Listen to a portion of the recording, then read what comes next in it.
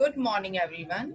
Our today's topic is Class 9, Chapter number 13. Why do we fall ill?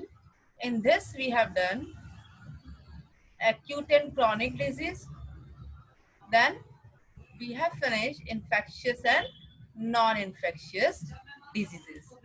In the previous video, I have told you what is the difference between infectious and non-infectious disease. So, the disease which spreads through microbes, these diseases are called as infectious disease, and they move from one person to another. And the disease which cannot spread from one person to another or not infect one person to another, these types of diseases are called as non-communicable disease. ऐसी disease जो person से person तक flow करती है वो disease को infectious disease कहते हैं या कम्युनिकेबल डिजीज कहते हैं, और डिजीज जो एक पर्सन से दूसरे पर्सन में नहीं फ्लो करती है वो डिजीज नॉन कम्युनिकेबल डिजीज कहलाती है. Today we will see what are the agents of infectious disease. अलग अलग agents infectious disease के कि infectious disease किस एजेंट से कॉज होती है. अब एजेंट्स क्या होते हैं?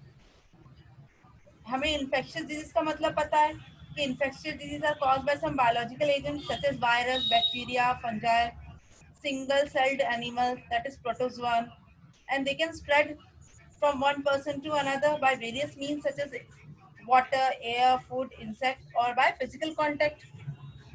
Infectious disease जो है वो किसी बायोलॉजिकल एजेंट मतलब लिविंग बींग्स के थ्रू फैलती है. लिविंग बींग्स क्या हो सकते हैं? कोई वायरस हो सकता है, कोई बैक्टीरिया होता है, कोई फंगी हो सकता है, या प्रोटोजोन्स हो सकते हैं.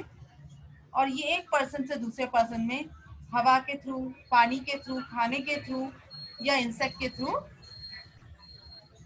या फिजिकल कांटेक्ट के थ्रू एक पर्सन से दूसरे पर्सन में फैल सकते हैं. ये यूनिसेलुलर ऑर्गेनिज्म या मल्टीसेलुलर ऑर्गेनिज्म जो डिजीज या इन्फेक्शन कॉज करते हैं वो इन्फेक्शियस एजेंट कहलाते हैं. यानी ऐसे ऑर्गेनिज्म जो डिजीज कॉज करने के कारक होते हैं उन्हें हम इन्फेक्शियस एजेंट कहते हैं.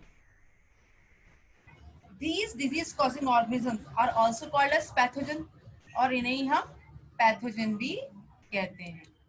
So I hope you are clear what are infectious agents. Those disease causing organisms are called as infectious agents, and disease causing microbes or organisms are also called as pathogens. Her pathogen के लिए, हर disease organism जो cause करता है, disease cause करता है, उसके लिए एक स्पेसिफिक मेडिसिन होती हैं या कुछ वैक्सीन्स होती हैं. जैसे एंटीबायोटिक का अगर एग्जांपल लें तो these are the chemical substance produced mainly by microbes. Microbes के थ्रू बनती है. At very low concentration they have ability to inhibit the growth of other microbes. और इसका थोड़ा सा ही डोज किसी दूसरे माइक्रोब को जो डिजीज कॉज करता है उसकी एक्टिविटी को स्टॉप करने के लिए यूज करता है. एक्चुअली वो क्या करते हैं, वो उनके बायोलॉजिकल पाथवे को क्या कर देता है, ब्लॉक कर देता है, स्पेशली बैक्टीरिया.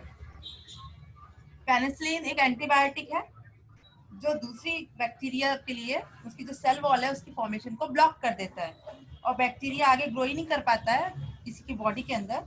और जब बैक्टीरिया आगे ग्रो ही नहीं कर पाएगा तो डिजीज कॉज ही नहीं होगी. तो ये जो ड्रग है जो किसी बैक्टीरिया के अगेंस्ट ली जाती है उसे एंटीबायोटिक्स कहते हैं. एग्जाम्पल किसका लिया हमने? We have taken example of penicillin. Antibiotics जो होते हैं वो वायरल इन्फेक्शन के अगेंस्ट वर्क नहीं करते, because virus do not have the same pathway as that of bacteria.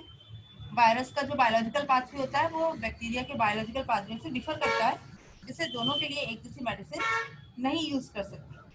Therefore, taking antibiotics during cough and cold does not reduce the severity or duration of disease. So, various categories of infectious agents are important factor in deciding the kind of treatment to be done. कौन सा infectious agent, bacteria है, virus है, प्रोटोजोआस है, वो decide करता है कि हमें वो पर्टिकुलर पेशेंट को किस प्रकार का ट्रीटमेंट देना चाहिए. So we have finished what are infectious agents. In the next video we will complete means of spread. Thank you.